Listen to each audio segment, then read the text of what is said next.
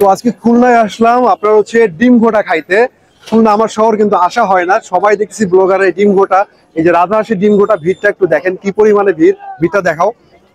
তো ফাইনালি আজকে রাজহাঁসের ডিম ঘোটা খাইতে আসলাম, যে এটা নাকি খুব বিখ্যাত, খুব নাকি ফ্লেভার। তো আজকে দেখি যেটার ভিতরে কি আছে। যদিও আমি খুলনার ছেলে, কিন্তু খুলনা থাকা হয় না, ঢাকায় থাকি। তো আজকে ফাইনালি চলেই আসলাম এই রাজহাঁসের ডিম ঘোটা খাওয়ার জন্য।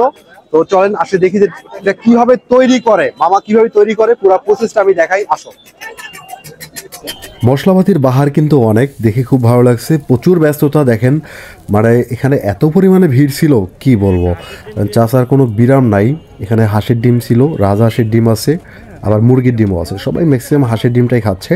আর রাজহাঁসের ডিমটা 3 থেকে 4টা ছিল, খুব কম মানুষই অর্ডার করতেছে। আমি বেসিক্যালি এখানে আসছি রাজহাঁসের ডিম ঘোটা খাওয়ার জন্য, যেহেতু এটা বিখ্যাত। সো আজকে আমি রাজহাঁসের ডিমটাই ট্রাই করে দেখবো যে কেমন। তো ফাইনালি আমাদের ডিমটাই ভাঙা হচ্ছে। তো টেস্ট কেমন আর কীভাবে করতেছে আপনাদের সাথে নিয়ে পুরোটা আমি দেখাবো, দেখতে থাকেন। তো ফাইনালি আমাদের ডিমটাই আর কি করতেছে, রাজহাঁসের ডিম। আমাদেরটা তো মামা না,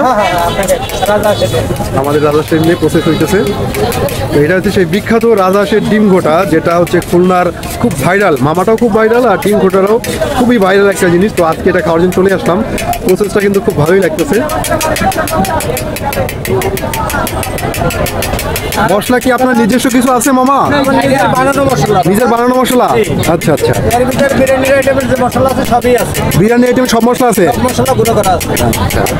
মামার কাছে নিজস্ব মশলা আছে, তারপর বিরিয়ানি আইটেমের মশলা দেওয়া আছে। তো খাওয়ার পরে আর কি বুঝতে পারবো যে আসলে এই জিনিসটা কেমন। তো আসলে ওয়েট করি, আমরা দেখি যে প্রসেস কিভাবে তৈরি হইতেছে। আমাদের 1 প্লেটই দিন মামা। হ্যাঁ 1 প্লেটই দিন, 2টা চামচ দিন।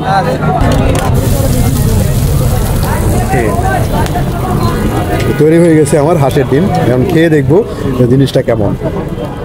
তো এই সেই ভাইরাল ডিম ঘোটা প্রসেসটা দেখছেন কিভাবে বানাইছে পুরাটা।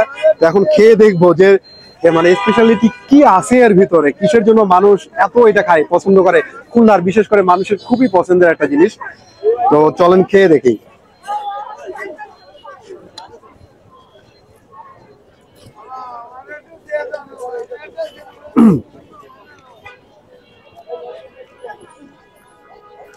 প্রথম কথা হচ্ছে যে ডিমটা একটু কাঁচা কাঁচা রয়েছে, অনেকটাই কাঁচা কাঁচা রয়েছে।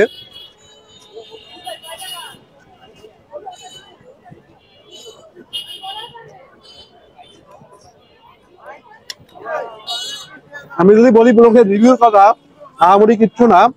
আমার মনে হচ্ছে ম্যাগির মশলা দেওয়া, আর মানে খুব যে টেস্ট ভাইব আলাদা এরকম কিচ্ছু না। আমার কাছে কিছুই লাগে নাই, নর্মালি এরকম কিছু দেওয়া। তো এখন অনেকের কাছে ভালো লাগতে পারে, কিন্তু আমার কাছে এরকমই লাগছে যে আহামরি কিছু না, কিন্তু ভালো। আহামরি কিছুই দেওয়া নাই, ম্যাগির মশলা আমার মনে হচ্ছে ইউজ করছে। আর ডিমটা একটু কাঁচা কাঁচা রয়েছে, যেটা আসলে আমি এরকম কাঁচা কাঁচা ডিম পছন্দ করি না, আরো ভাজলে ভালো লাগতো। কিন্তু এত মানুষের ভিড় যে পুরোটা হয়তো ভালো করে দিতেও পারতেছে না, ঠিক আছে। তো আমি একবার অনেস্ট রিভিউ দিলাম যে এটা আহামরি আসলে আমার কাছে সেরকম কিছু লাগে নাই, জাস্ট। আর প্রাইসটা 200 টাকা, রাজহাঁসের ডিম বলেই প্রাইসটা 200 টাকা নিচ্ছে। প্রাইসটাও আমার কাছে একটু বেশি মনে হয়েছে, রাজহাঁসের ডিম বলে 200 টাকা। আর কি বলবো, খাওয়ার ইচ্ছা ছিল, যেহেতু আমি খুলনার ছেলে, যেটা কেমন দেখবো, খেয়ে পেলাম ফাইনালি। আর সত্যি রিভিউ দিলাম, যেটা সত্যি সেটাই দিলাম। তো ভালো থাকবেন সবাই, আর কি বলবো, আবার দেখা হবে কোনো জায়গায়, নতুন কোনো জায়গায়।